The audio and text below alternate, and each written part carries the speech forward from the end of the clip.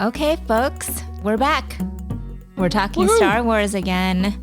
So why do we keep talking about Star Wars? I don't understand why you think we need a reason other than laser swords to keep talking about Star Wars. Oh, exactly. Okay? Exactly. I mean, Star Wars kind of perfectly represents the intersections of all the things that we seem to care about on this show, right? It's playful. It's about as popular culture you can possibly get. It exists across all different forms of media. You got your games, you got your movies, you got your TV shows. And if that wasn't enough, it's extremely intergenerational, which is exactly what this season's topic is about. So I feel like it kind of fits nicely, right? Yeah, it's almost way too perfect. So I feel like in the 40 plus years, every generation probably has gotten some kind of contact with Star Wars, and everybody has like a different entry point or a way that they've encountered Star Wars. It's like the gift that keeps on giving, and it's like transcends time and space. I've said that once before, and I think you made fun of me, but for this, it's true. Yeah. Well, I mean, that sounds more like Doctor Who transcending time and space. This just transcends space, but okay. But yeah, basically the same thing. Okay, got it. Okay, but I think this week we're also interested in overzealous parents that try to indoctrinate and enculturate their kids into Star Wars lore. I feel attacked, but fair enough. I definitely probably fit that description, I would say. I'm one of these overzealous parents that really wanted my kids to experience Star Wars in the proper way, as us nerds often would say. What is the proper way? Well, there's some debate about this, but like I was serious about this. I wanted my kids to experience the original trilogy first, and as you mentioned, it keeps coming back. And so this original trilogy that I was familiar with when I was a kid got re-released in the 90s by George Lucas in the movie theaters. And he added all this extra CGI and all these extra scenes that just like, if you've seen that version, it's just weird. So I had to hunt to find the perfect version of Star Wars to show my kids. And naturally they didn't care, but I felt like I had done the work that I needed to do this right. Did they like it? Yeah, they loved it. They liked it right away when they were little, and they still like it really. So you successfully indoctrinated them. They're successfully indoctrinated, and I don't think they like it quite as much as I do. Like if they have a choice between Star Wars and I don't know, something like Pokemon, they're going to choose Pokemon every time. Yeah, got it. It might be it. How about if we rewind? Okay, let's rewind. Go to childhood.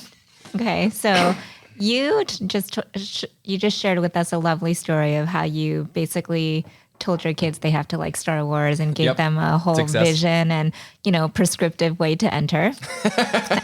So I'm wondering how you decided. What's your first memory of Star Wars, or maybe what your favorite? Like, what is the thing that sticks out to you? Right.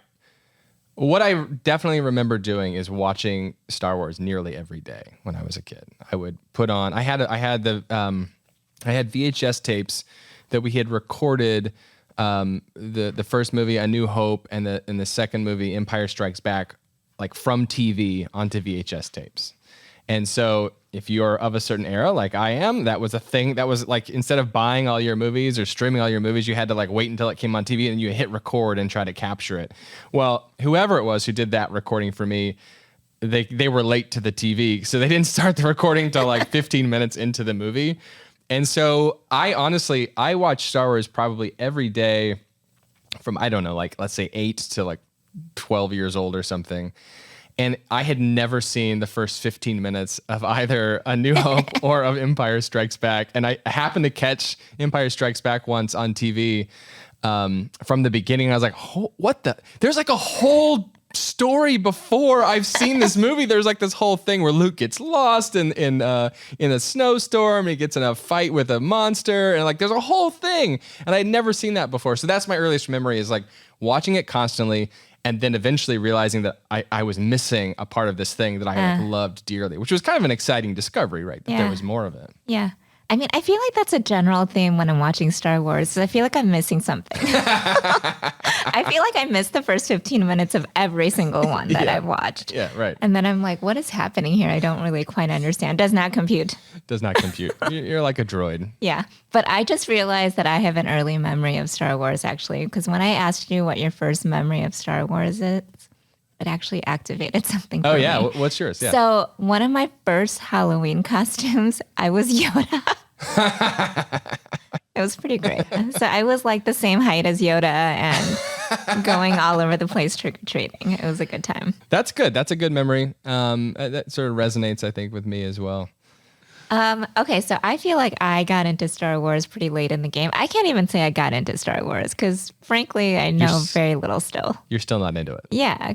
I feel like the reason why I started to really appreciate it more was because the research that I was doing in classrooms, the kids were so into it, and I think part of like understanding kids and the things that really matter to them means to understand the things that matter to them. Right. Huh. And so, yeah, go figure. What an idea. There's an idea for all of you. But I was sitting with one of the kids in kindergarten.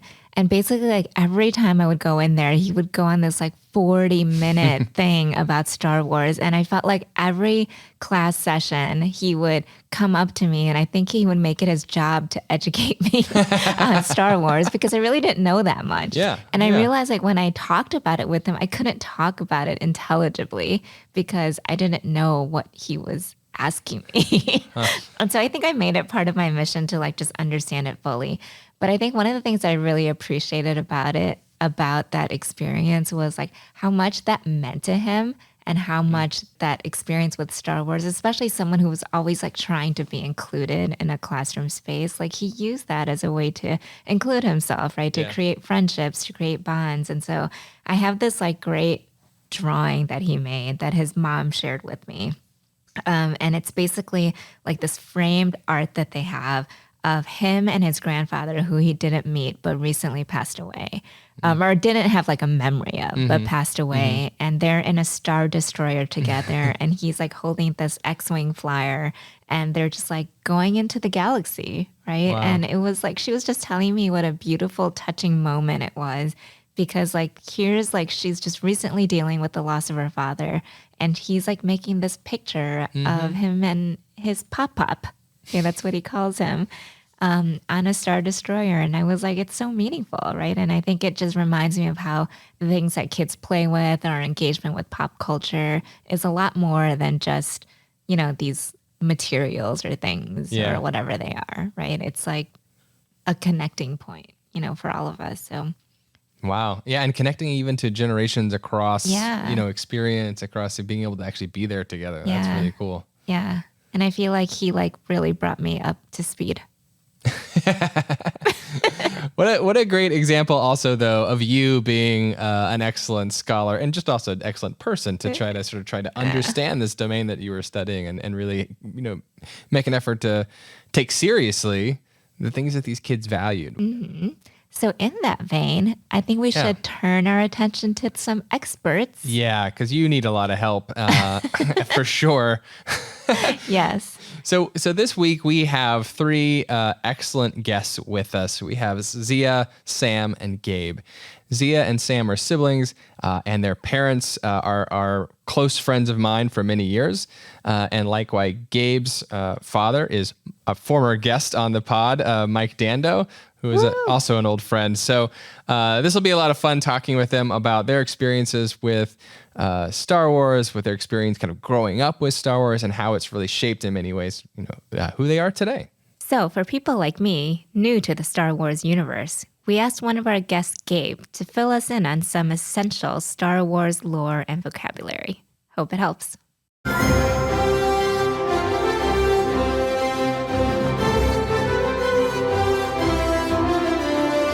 Okay, so first of all, Star Wars is really big and complicated. So if you're a Star Wars youngling like Haney, I'm here to help you with the basics. First, the Force is a mysterious energy that is really central to the galaxy, and the characters use to do magical things, like move stuff and control minds. The Force, like all power, can both be harnessed for good or used to do bad things. You'll hear us say Sith, which refers to bad guys that use the Force to gain power. Unless you grew up in a Wampa cave, you know what a lightsaber is. Lightsabers come in different colors, hilts, and other stuff. So what you really need to know is no lightsaber is the same. And finally, family matters a lot in Star Wars. Every character seems to be a mother, father, or sibling to some other character.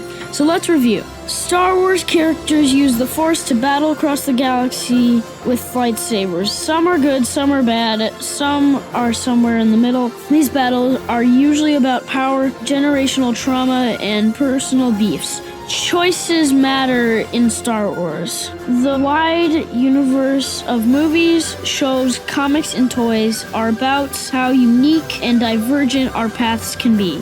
And that, my Padawan, is Star Wars. With this knowledge, enjoy the episode you will. May the Force be with you.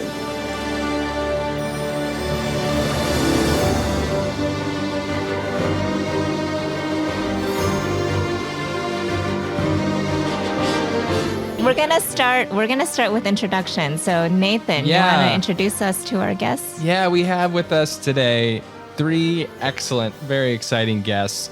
We have Zia, Sam, and Gabe. And I would like to introduce each of them using an introduction written by your fathers. Okay, so here you go. They're so shocked. Zia Massena is the firstborn child of John and Mary Massena. Zia's force powers began to manifest early. As a young child, they could be found wielding a lightsaber while wearing a Sleeping Beauty's dress and yelling elven curse words at the neighbor kids. They are one of the 2 half-blood Elven Druids in the Pathfinder campaign that they've been playing with their father and best buds since 2nd grade. Zia enjoys cats, Horizon Zero Dawn, and hates roller coasters. For the record, I only understood 75% of that. That was really accurate, though. That outed me. Thanks, Dad. You get fought by ear was Elven swear word. Yeah, Elven I swear will words. not be saying that on this podcast. You could have used that for the introduction.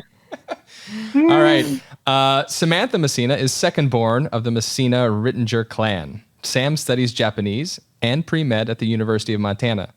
She wields a green lightsaber, belongs to Slytherin House, and has a wiki-like brain for anime.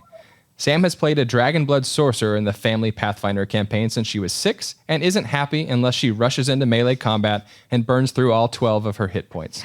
This takes exactly 2 rounds in every single battle. Sam loves volleyball anime, ice skating anime, fairy tale anime, Avatar: The Last Airbender, Demon Slayer, the Gilmore Girls, and baking apple pies. How does Gilmore Girls fit into this anime trend?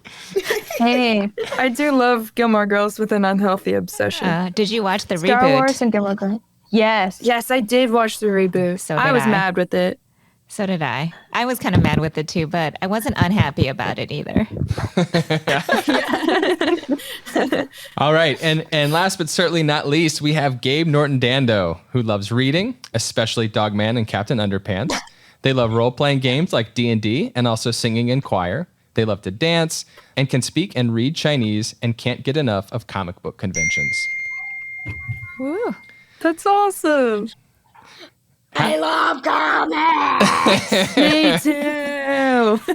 That also feels like indoctrination from his father. It might have something to do There's with a bit that. of a play there. So Isn't there all indoctrination in our fathers? That is the theme of this episode, actually. that's basically what this is all about. That's awesome. Yeah. So, for real, I'm super excited to have all 3 of you here today. And we like to start each episode with a bit of a game. And I'm basically going to kind of give you a couple different questions. And we want you to respond with kind of the first thing that comes to mind. Does that sound good? You got it. Sounds great. Okay. And they're all related to Star Wars. They're all Star Wars related, yeah. Perfect. We'll start with an easy one. Which force power would you choose? So you could do things like moving things with your mind. You could do the Jedi mind trick. You guys know all the force powers. Tell me, which force power would you choose if you could just choose one? I'll go first. I would I know this is going to be a little stiff of me, but I would choke people out. Why I feel like it would be useful. I feel like I wouldn't have to worry about self-defense. And someone who's in pre-law, or pre-med, sorry, not pre-law. Who am I? Someone who's in pre-med, it's like, I don't know, I feel like it would be effective. I want to know how it works, like anatomy-wise as well. I respect that. I respect that. Yeah. There is actually a book in my house that does not belong to me that is called like something about the art of the triangle choke. So, That's awesome. yeah. I'll go next. Go Tell us, ahead, Gabe. I would definitely want to be a force ghost so I could live forever and do pretty much whatever I want. Oh, nice. That's awesome. Force ghosts. Yes. So you could like hang out, say hi to all your friends even after you're gone. Nice. I like that. I like it, What about Gabe. you, Zia? Awesome. I think I'm going to go the opposite of Sam. So I would want to use force healing in a way, like trading my own life force for others or just helping other people. I really I liked knew how you were they gonna say introduced that. Yeah, I think I would just like to help people a little bit. I find the other ones a little bit too, I don't know. A lot of the other powers are very violent, and I feel a little guilty about like levitating a rock and accidentally hitting someone. Like I'd probably cry. You gotta be careful when you levitate the rock. You gotta make sure you levitate in a safe space. Dude, Um, it's intense. if I was Kylo before he turned into Kylo, I would lift a boulder. If I started to turn to the dark side, probably I would lift a boulder and drop it on someone's head. So yeah. Jeez. Better make No sure. light- Seems like something Needed. Kylo would do. Better make sure Gabe doesn't get I mean, that. I do like being evil and drawing supervillains. So why not? Why not? So, Gabe, would you be on the Sith side? Maybe not. Which would you choose, Nathan? Which force power would I choose? Oh, I would 100% choose the ability to move things with my mind, but not because I want to throw rocks, but because I want to actually, when I see cars parked on the sides of the street and there's like too much space between them, I would want to be able to move the cars and like nudge them closer together to make additional parking spaces. So it's a very practical skill, I feel like. That's a wonderful idea. I need that in the city. See? Wow. They get I it. might have to take back my answer. Also, Oh my gosh. you pretty much have every power if you're a force ghost. I mean, I think that's cheating if you have every power. Gabe found a loophole. I love it. Oh well, you know this is a good this is a good segue into the next question I have, which is what color is your lightsaber? Ooh. Well, I think ours got spoiled because mine's green. Yours did, yeah. mine would definitely be white. Oh, No, purple. purple. You know how some handles have like that claw around the saber? Oh yeah. I would be able to click a button on the bottom and I could shape it however I wanted. So like it could turn into a helicopter. I could fly around. What? Helicopter lightsaber. That's awesome. I mean, Force Ghosts, they can do anything. Pretty much. Dude, I feel like you're picking all the answers just so you can win any fight, man. Okay, so we had green, we had purple helicopter. Zia, what about you? Stop it, Nathan. It's just purple. Just purple. Okay. Sorry. Exactly. I don't know what you're trying to do here, Nathan. I think I would personally have to pick yellow. Yellow's my favorite color. But I know like a lot of them represent certain aspects of the Force. Do you I don't guys know what I they like- represent? Not off the top of my head anymore. I used to have this memorized as a kid. Like Yeah. I could spew it off like that, but Yeah. I picked I green think- whenever we like made lightsabers because I'm just in love with Obi-Wan Kenobi. That's it. Mm, me. He's just too good. understandably. for context, we went to Disney World with our dad, and we got to do like a make your lightsaber experience. It was really cool. And Sam picked green, and I actually picked purple that time because I like Mace Windu, and I also like how the actor himself like decided to just have a purple lightsaber, and everyone was like, "Okay, this is lore now." They were like, "What are you gonna say? No to Samuel L. Jackson?" No, he's You a purple, can't. purple lightsaber. That's a thing That is now. like the only factoid I know about Star Wars, and you just totally took it from me. I'm sorry. I have something, guys. Yeah, what's up? I was scared of Star Wars at first. Yeah. When I was 3, I didn't even want to watch it. I wanted to watch it when I was 10, and now I'm 9, and I've watched like 3 of them. Oh yeah. Oh wow. What was That's awesome. nice? I think you guys made a nice segue here. How did you get introduced to it? Like, is there a particular movie or maybe a toy or something that kind of introduced you to this whole world? What was the start? I have a good one for this. Okay. Let's hear it. So I always remember Star Wars like being in our house. I'll be honest, I don't remember a time in my life where I didn't know about it. I remember though, like the most prevalent Star Wars memory I had was Dad had just gotten the Death Star Lego set for Christmas, and he had built the whole thing, and it had taken him forever.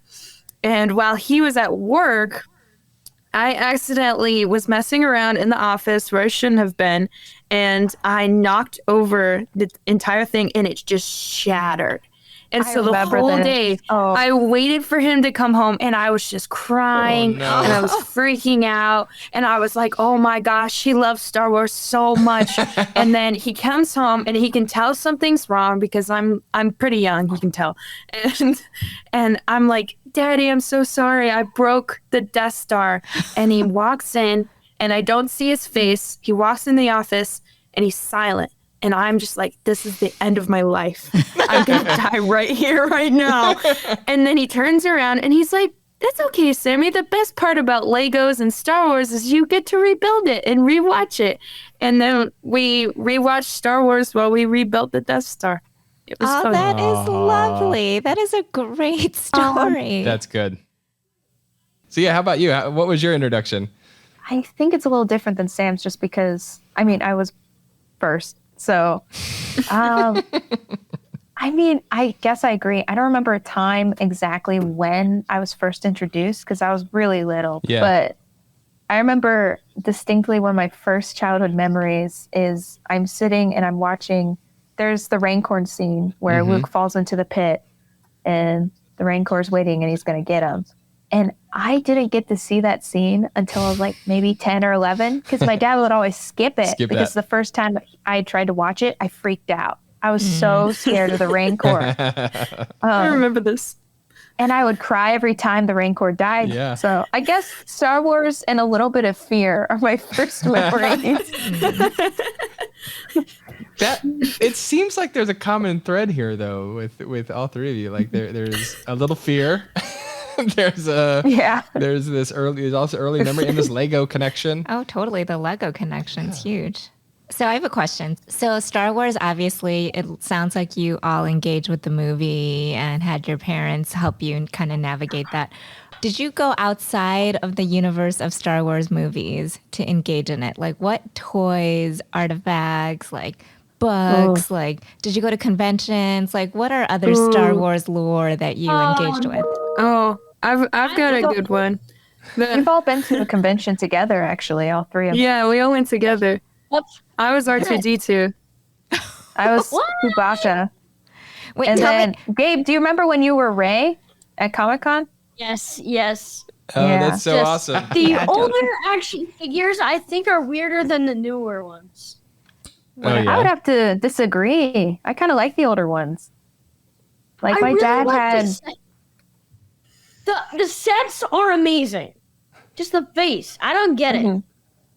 I think the toys have developed better to look more like the actors, but my dad used to have these action figures of like Luke, Leia, Chewbacca, and Han Solo, like some more original sets, things like that from when he was a kid. And I think I played with those a lot. I actually broke the Han Solo one, I believe. Oh no. Yeah, you And did. I don't think he was very happy about that one. I feel like the show just turned into a confessional of it- Zia and Sam it talking really about all the has. things they destroyed in their families. We can also compare Our the dad response. knows. He knows. We're very Um, chaotic. You're hitting on a really important feature, I guess, of Star Wars, which is the sort of family relationships. Why do you guys think that this is such a core part of Star Wars? I think it's important to connect with people, for one. Just the idea of family has always been around in a way. And it's like the main plot line of most of the story. I mean, there's all that cool fighting and the lightsabers and force and space and magic and all that fun stuff. But at its core, it's about a father who did some really bad stuff and his children trying to make up for that. Yeah. And Luke really battles with that because it's like, is this dark part of my father inherently within me? Luke's pretty dramatic throughout all the movies. He's definitely a crybaby, and then Leia's kind of just like this hard. Yeah. She's a dominant person, so she kind of takes over a lot and just leads the way, and Luke's just like running off on his own, causing more drama. Whining. Yeah. He wins the fight in Crying. the end, but I think he definitely needed a lot of help to get there. Don't we all? Yeah, I find the parent and sibling relationships really interesting in it, and the fact that like in the new trilogy, there's a lot about Ben Solo and his relationship with his parents, and then his relationship with Rey, which kind of becomes something of a sibling relationship, and yeah, It's definitely a weird cycle because in the prequels we get this context of like Anakin was raised sort of lightly in his childhood by his mom, but then was separated from her. And then Anakin and Padme have Luke and Leia, but Anakin is separated from them. And then Luke and Leia, they get older. Luke doesn't have any children, but Leia has Ben. But eventually when Ben shows signs of the Force, he's separated from Leia and given to Luke. And it's this whole cycle of just like, you see a pattern happening with people. And we see that with Rey too. It's generational it's just a trauma. whole- Yeah. I guess when you think about it, Anakin, his Andor rage, and it's like crazy. And that carries through genetically, but also just like the way that you're born and raised and the way that you treat your children carries on. Because if that's the only thing they know with parenting, that's the only thing they're going to pass. So, you know, with Anakin and then with like Leia and then with everybody else. But yeah, especially, because Anakin, he gains this original trauma because of the death of his mother. And then it just kind of, I feel like it just carries over, even just like maybe even in the Force. I mean, I think that's such a great point, Sam, because this whole time and during this season, we've been talking about intergenerational relationships and, usually in a positive light, right? Just how people cultivate these relationships, kids, parents, across generations. But then also those are also really complicated, right? And not always happy, right? And not always connected. And so there's sometimes like tensions and conflicts that happen between generations too. So Yeah, definitely. yeah. So I was just, I think, carrying on off of Sam, where I really enjoyed the story, especially when it comes to sort of that generational trauma, where you see that there's a common pattern with sort of like this flaring of anger, especially with Anakin going to Leia and then finally to Kylo Ren. But you also see this extremely like sort of calm and passive behavior where it's just like, it goes from Anakin's own mother, who was very calm and sweet, even though we didn't see much of her, then on to Luke, who had this calmer demeanor compared to Leia, and sort of like this like passive or like peacekeeper sort of style. And then it moves on to Rey, who is also kind of a peacekeeper and who doesn't want to see much violence. And there's always sort of that, I guess, balance in a way. And it's interesting because I noticed the pattern in my own life in a way now, where it's like me and Samantha fall into that stereotype now, where she can be incredibly courageous and brave, and a little aggressive to others at times. And then I see myself as kind of a quieter mouse in a way. Like I like to keep things calm and level-headed and peaceful if possible. Yeah, we have this saying that Zia has enough sadness for the both of us, and I have enough anger. You guys are balanced in true Star Wars form. Yeah, I was thinking the same Yeah. thing. I mean, I guess that's why we're here to talk about it. Yeah. We've had Star Wars our entire lives. We're like a science project at this point. Seriously. Wait, Definitely. What about you, Gabe? What would you say you're like? Are you quiet and calm, or? I think I know the answer. I can be both. I can be a mouse at times, and sometimes other. What's the other one again? Rageful. Yeah. Aggressive. Like the Sith. Like a bear or lion. Yeah. So cat and mouse. So that Ooh. cat chases the mouse. Yeah. You get what I'm saying. I mean, I guess you don't have to be one thing, right? True. You could be a lot of things all in one. Yeah. Okay, I have kind of like a fun question to pivot. Which Star Wars character best represents one of your parents? Yeah, I think probably gonna say Leia and Han Solo. That's who I'd first go to. I'm sure it's aspects of them fit other characters, but my mom is definitely kind of like the hard-headed sort of leader type. And my dad is definitely a scoundrel. Like he's funny, he's charming. He has some really old friends like Aunt Nene and Mike and a few other people. Who is Aunt Nene? Oh, so I don't. This can't be. No. I don't know who Aunt that is. Nene is what I called Nathan when I was a toddler. So Thanks, guys. Excellent. Nathan From now knew me on, when I Thanks, was guys. very Appreciate small. that. now on we will refer Yeah. to you as Aunt Nene. And Nene. Appreciate that. My DJ name. This has been a lot of fun though. I think we've kept you longer than we said we were going to keep you. So I think it's probably a good time for us to start wrapping up. I've really enjoyed, by the way. I've been really enjoying hearing your guys' experience with Star Wars, hearing about how you came to it. It was so cool to hear how each of you came to Star Wars in a little bit of a different fashion. We have one last segment that Haney is going to introduce you to before we say goodbye. Okay, so before we leave, we like to ask our guests a question called "What's Poppin'?" And basically, what's poppin' is not necessarily related to Star Wars, but something that you think is really cool right now that other people should engage with. So it could be like a book, it could be a movie, it could be a toy, it could be something in the pop culture landscape that you think is really exciting right now that's getting you, that's giving you a lot of joy that you want other people to know about. So what's poppin', guys? What's poppin'? Gabe, go ahead. If you didn't know there are actual D&D comics, there are. Whoa. Yeah. Is there one you're reading right now? I mostly read Marvel or DC, but I have a few I really like. Scarlet Witch. I love her. She is so good.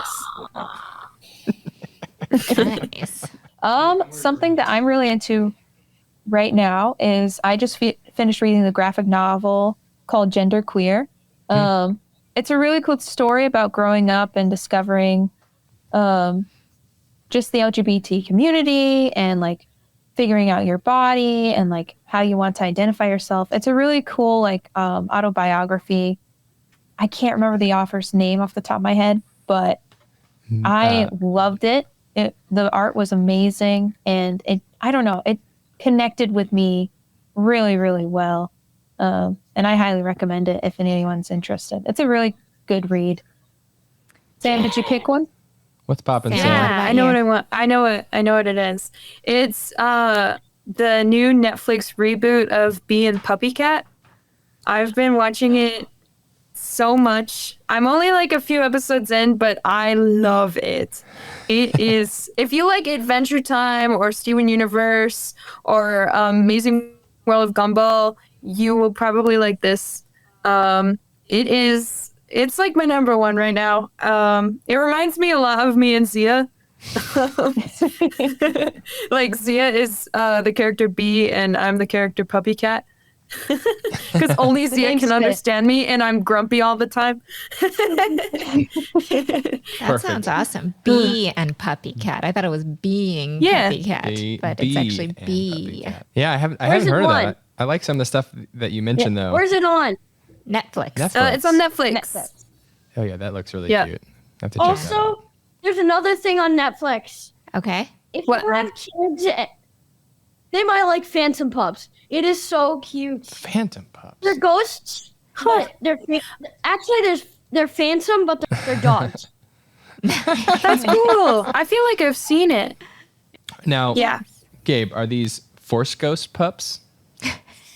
No. It's on Netflix. Different ghost pups. Netflix pups. Different. Netflix pups. Nice. Okay, well, thank you so much for being here with us today. We really enjoyed talking with you. I, for one, have learned a lot because all of this is very confusing to me, and you've really illuminated a lot of things for me. So thank you so much. Yeah, thank you guys so much for being here. It was awesome to talk. Yeah, it's a fun time. I really don't want to go. Aww. That means we had a great conversation. Yes.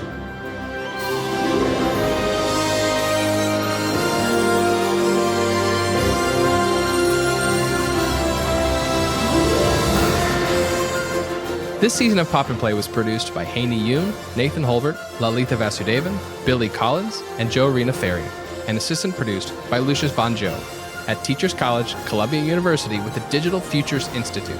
Audio editing and production by Billy Collins. For transcripts and to learn more about our guests, visit tc.edu/popandplay. Our music is selections from Leaf Eaters by Poddington Bear. Pop and Play, of course, would not be possible without the fabulous team that helps put this together. Thanks to Oluwaseun Animashan for running the Pop and Play social media accounts, where you should follow us on Twitter, Instagram, and TikTok under Pop and Play Pod. You can also follow us on Twitch under Pop and Play. Special thanks to Drew Reynolds, Jen Lee, Blake Danzig, Brianne Minato, Moira McCavanagh, and Lucius Bonjo, who all helped with our outreach and/or website support. Shout out to Ioana Literat for the trashies. Watch on Instagram and TikTok. Thanks for listening, and we'll see you next time.